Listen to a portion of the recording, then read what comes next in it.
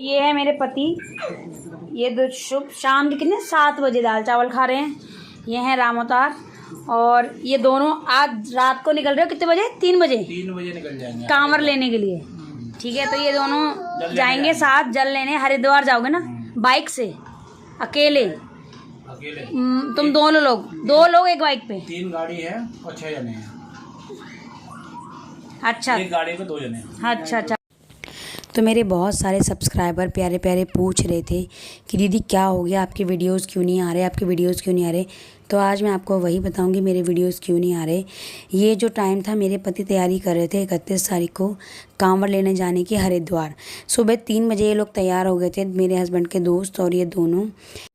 और 3 बजे ये लोग घर से निकल गए थे। 3 बजे ये लोग घर से निकले। उसके बाद 5 बजे दुकान पे सारे लोग इकट्ठे हुए, तो घर इनको निकलते निकलते लगभग 5 बज गया।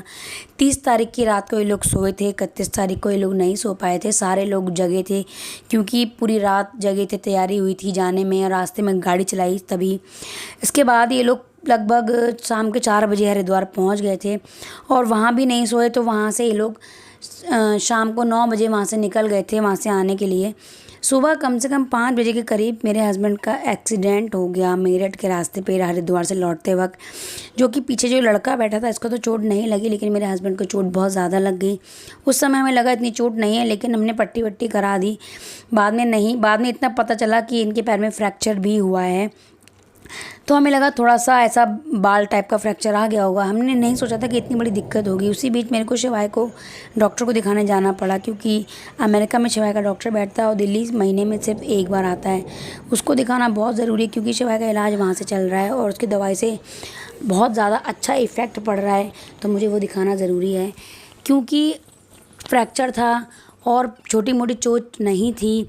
3 दिन के बाद भी पैर ठीक नहीं हुआ तो डॉक्टर ने बोला कि हमें इसका ऑपरेशन करना पड़ेगा। जो पैर की हड्डी है वो गलत चिपक गई है, मतलब पैर की साथ के वाली उंगली में चिपक गई है। तो इसको तोड़ के और सही से अंगूठे में जोड़ना पड़ेगा। तो आपको इन्हें एडमिट करना पड़ेगा और ऑपरेशन ही एक रास्ता बचता है। मेरे हस्बैंड को बहुत दर्द होता है, सुई वगैरह से उन्हें बहुत डर लगता है।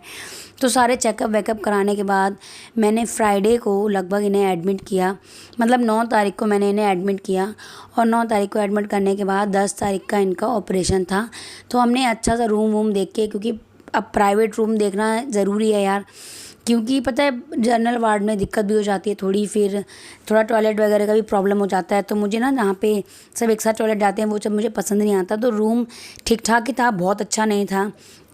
तो इनको रूम में शिफ्ट कराया और कोई नहीं। अब देखो लाइफ का फेज़ है यार, सबके साथ कुछ ना कुछ लगा रहता है। हमारे साथ तो इस बीच कुछ ज़्यादा ही दिक्कतें लगी हैं। आपको पता है कि 2-3 महीने पहले मेरे बच्चों की तबीयत कितनी बिगड़ गई थी कि मुझे उन्हें आईसीयू में भर्ती करना पड़ा और अब पति को ये दिक्कत हो गई। तो मेरे साथ में ना लाइफ में बहुत अप्स एंड डाउन्स चल रहे हैं, बहुत ज़्यादा।